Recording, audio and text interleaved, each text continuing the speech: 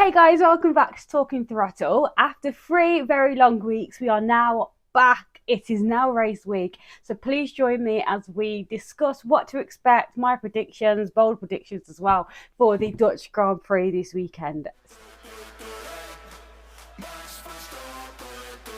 I don't think you guys realise how much of a struggle it was for me to put that Max Verstappen sound on here. I didn't want to do it, but it's the Dutch Grand Prix. So we gotta do it. We gotta do it. Apparently so. So, anyway, you would have had me talk about this in the past couple of weeks anyway, but we are coming towards the end of the summer break. The second half of the season is about to go underway. It's been quite quiet. I mean, I know I have been speaking a lot about the potential news over the past couple of weeks, but the biggest news that's kind of come out is that Cadillac have successfully signed their two drivers. They haven't confirmed who it is yet, but it is like everyone's reporting that it is going to be Valtteri Bottas and Sergio Perez. Both two very, very experienced drivers, both of which have been basically been the number two for world champions in the past, and have got the experience and have got the knowledge to be successful again in the sport. And I think for a new team coming in like Cadillac, it makes sense for you to get like an experienced F1 driver rather than bringing in a rookie who, when you're trying to learn something new, they'd also have to come and learn not just what you're doing, but what they're doing as well. That aside, like, it's actually been quite quiet at the same time as I want to get back to racing, please.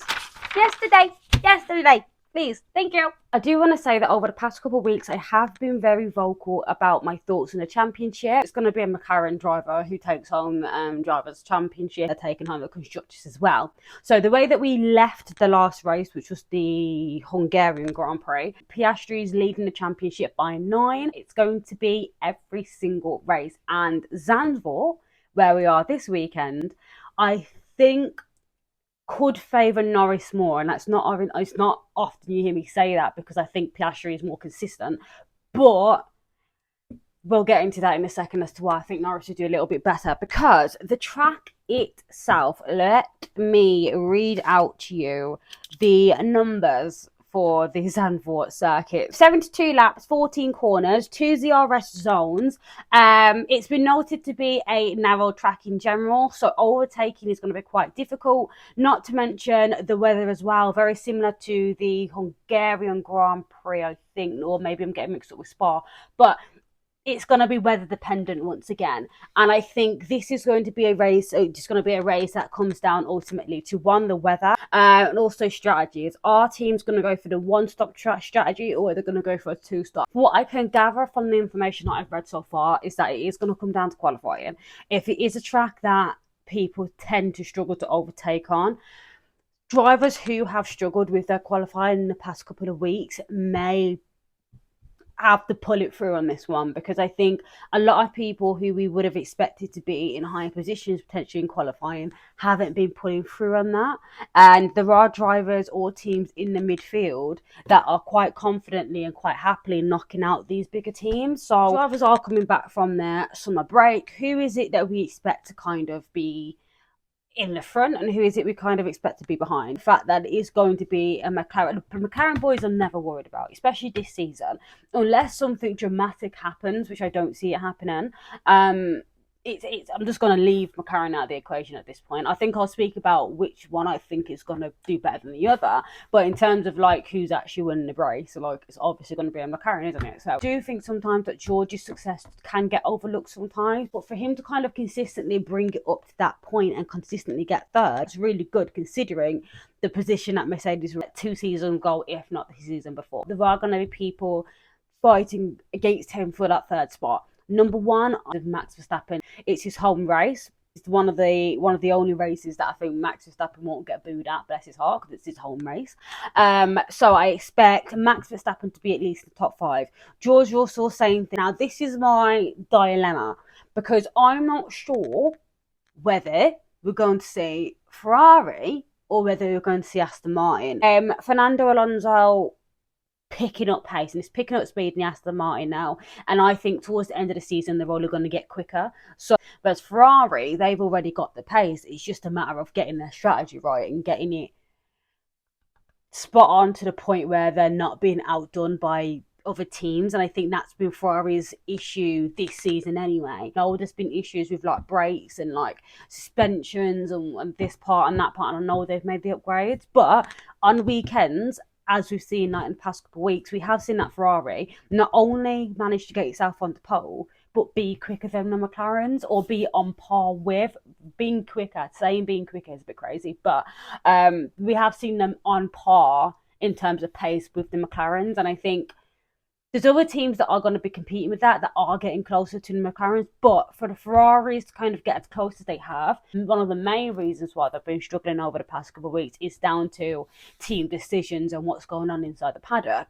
I do think Ferrari have got what it takes, but it depends on whether they come back after this summer break and they are like, okay, we're locked in, or if they come back out of summer break and they do what they will do in the first half of the season and the decisions stay the same. For safety more than that, I will say my drivers or teams that I expect to see in top 5: McLaren, Red Bull, Mercedes, Aston Martin. I'm not going to include Ferrari just because of the performance that have come from them over the past couple of weeks. As I said, it's going to come down to qualifying, and Alonso, in my opinion, has been out qualifying at least Lewis. Charles doesn't do too bad when it comes to qualifying.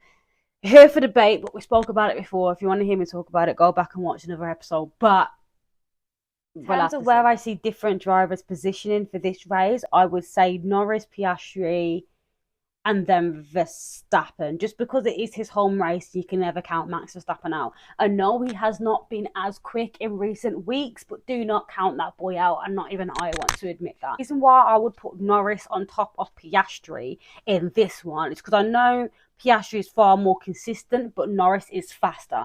And if it comes down to qualifying and it comes down to speed, I just think that Norris can outperform Piastri in this instance. Maybe a bit faster, but then the mistakes can come through. But I think he's been dropping those mistakes recently. I think we've seen a stronger Norris than what we did in the first half of the season. However,